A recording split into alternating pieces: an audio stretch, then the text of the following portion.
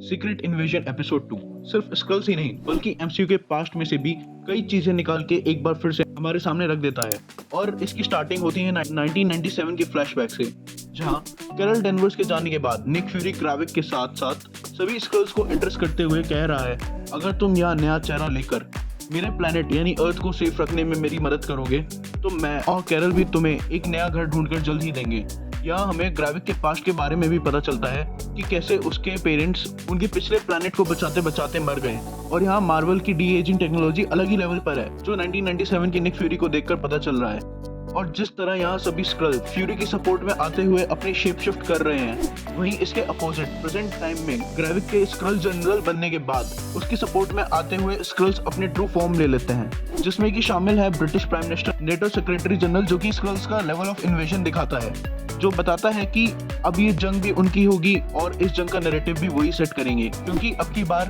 उन्हें रोकने के लिए यहाँ कोई एवेंजर भी नहीं है। और जो एंड गेम के बाद बचे हैं, या तो वो अलग अलग अपनी ही प्रॉब्लम्स में व्यस्त हैं, या फिर निक फ्यूरी उन्हें यहाँ आने नहीं देना चाहता, क्योंकि अगर स्क्रल्स ने उनकी भी कॉपी बना ली तो यहाँ से ये कहानी कॉमिक बुक्स वाली सीक्रेट इन्वेजन की तरफ बढ़ जाएगी, जो कि अपने आप में ही एक बहुत बड़ा इवेंट था, जिसको जानने के लिए आप मेरी ये वाली वीडियो चेक कर सकते हो। बट अगर एवेंजर्स यहाँ इस बैटल को ज्वाइन कर लेते हैं तो ग्राविक के पास उनसे भी निपटने के लिए एक कंटिजेंसी प्लान ऑलरेडी तैयार है, जिसका नाम है सुपर स्क्रल्स। जहाँ ये एमसीयू में अब तक दिखी 4 स्पीशीज जैसे कि थेनोस की निकम्मी औलाद स्क्रल ऑब्सीडियन, लोकी के एंसेस्टर जोटनहाइम के फ्रॉस्ट बीस्ट,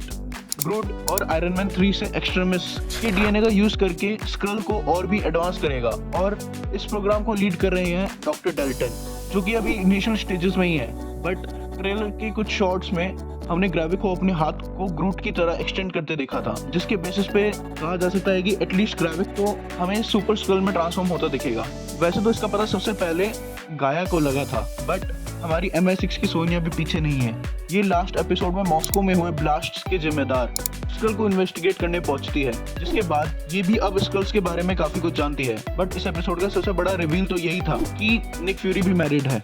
और इसकी वाइफ एक स्क्रल है जिसका नाम है वारा, जो भी कहते हैं, जिसने इस एपिसोड की स्टार्टिंग में ही ग्राविक को इंट्रोड्यूस किया था, जो कि अब सच में इस शो की थ्रिल को बढ़ा रहा है। बाकी इस एपिसोड में डोर वाला सीन और एक्सट्रीमिस्ट जैसी चीजें मुझे पुराने MCU और आयरन मैन की याद दिला रही हैं। बाकी अगर तुमने भी ऐसा कुछ नोटिस किया हो तो कमेंट करके जरूर बताना। और इसी के साथ इस वीडियो को यहीं रैप करते हैं और मिलते हैं नेक्स्ट वीडियो में। Till then follow the Omniverse guide.